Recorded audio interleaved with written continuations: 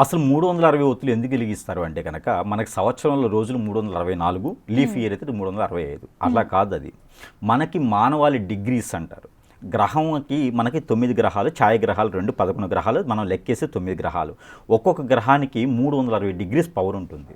మన మానవాళిలో కూడా 360 degree power ఉంటుంది. చర్మం లేని వాళ్ళకైతే 0.5 డిగ్రీస్ ఉంటుంది పవర్.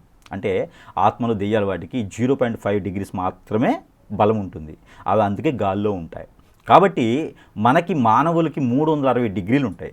ఈ 360 డిగ్రీలు ప్రకృతితో ముడిపడి ఉంటుంది. ప్రకృతి అంటే 5, పంచభూతాలన్నీ 5, 5 + 360, 360, మొత్తం 365. అందుకు అవన్నీ కూడా బాగుండాలి.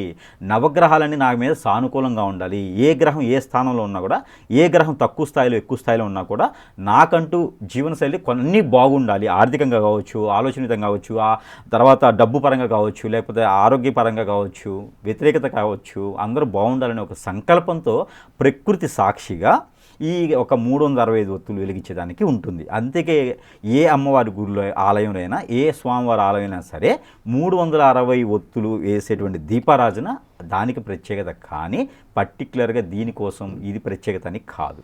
ఇవన్నీ కూడా మనస్ఫూర్తిగా సమర్పించుకునే దానికోసం మాత్రమే. గ్రహాలన్నీ సానుకూలంగా ఉండాలి కాబట్టి ఈ గ్రహాలు పరిమాణం వచ్చేసి 360 డిగ్రీలు. కాబట్టి ఈ డిగ్రీస్తో 5 పంచభూతాల సాక్షిగా నేను ఆత్మస్వరూపంగా ఇచ్చుకుంటున్నాను. ఇక మీరు ఏం చేస్తారో చేయండి. ఇది